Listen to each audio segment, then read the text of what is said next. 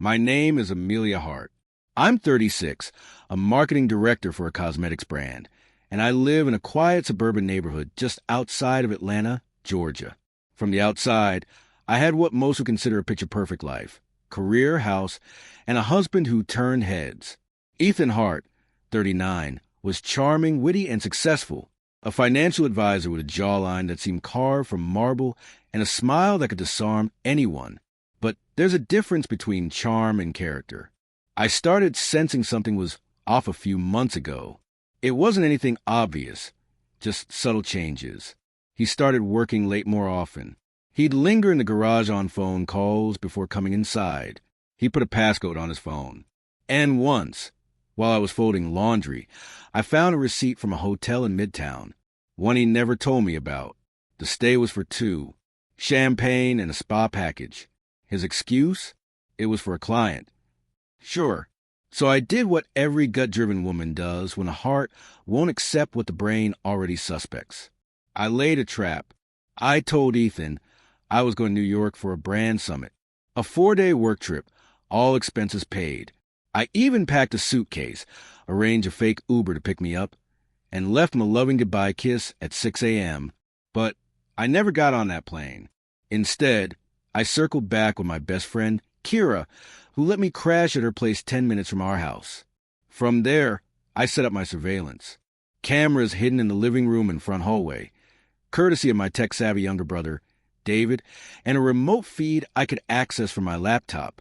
I didn't want to do this, but I had to. Day 1, nothing. Day 2, nothing. Just Ethan ordering takeout, watching basketball, scrolling his phone. I almost started to feel guilty. Maybe I'm wrong. Maybe I'm just being paranoid. But then came day 3. At 6:13 p.m., I watched him pull into the driveway in his silver BMW. He looked relaxed. Too relaxed.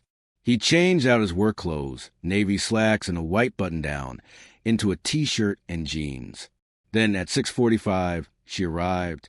A woman, early 30s, tall, slim, long dark hair, dressed casually, but with the polished confidence of someone who had been there before.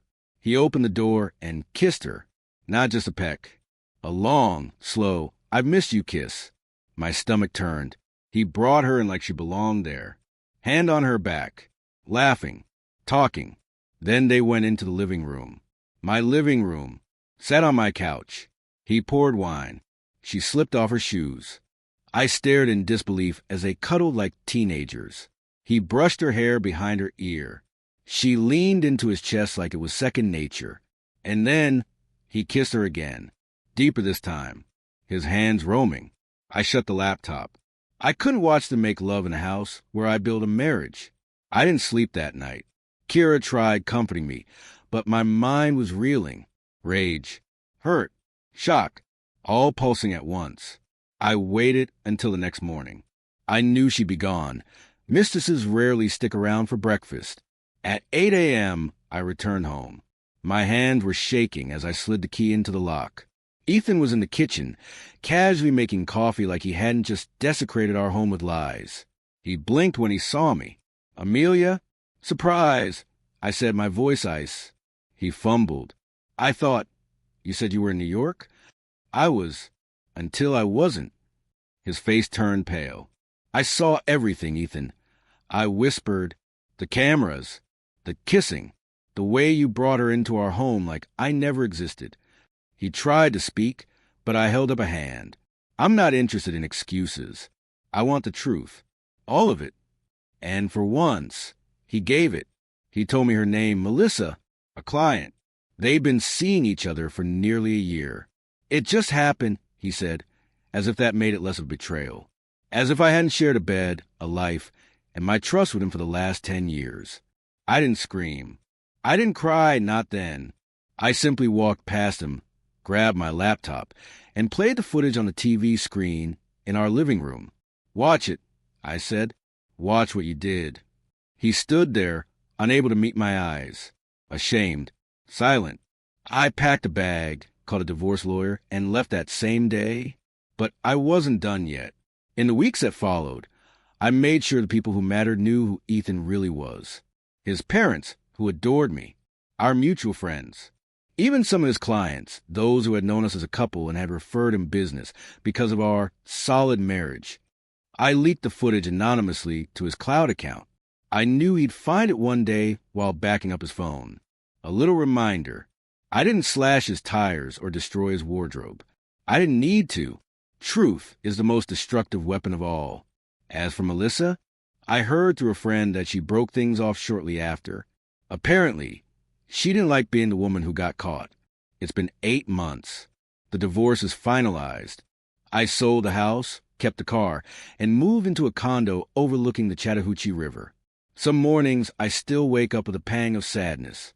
But other mornings, I wake up and realize that peace is more valuable than any promise from a dishonest man. I smile more now. I travel, for real. Paris in April, Oregon in June, and this fall, I'm hiking in the Smoky Mountains with Kira. I learned the hardest lesson of all. Never ignore your instincts, and never, ever let someone treat your loyalty like it's disposable, because when the truth comes home, you better be ready to open the door. 1 year later, I stood on the balcony of my condo, overlooking the soft ripples of the river as the sun dipped below the horizon.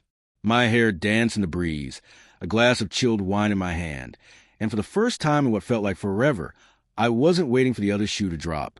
I wasn't watching anyone's location. I wasn't decoding half-truths. I wasn't pretending to be okay. I was free. Ethan tried to reach out a few times, mostly emails filled with "I miss you" and "I made a mistake" and "Can we just talk?"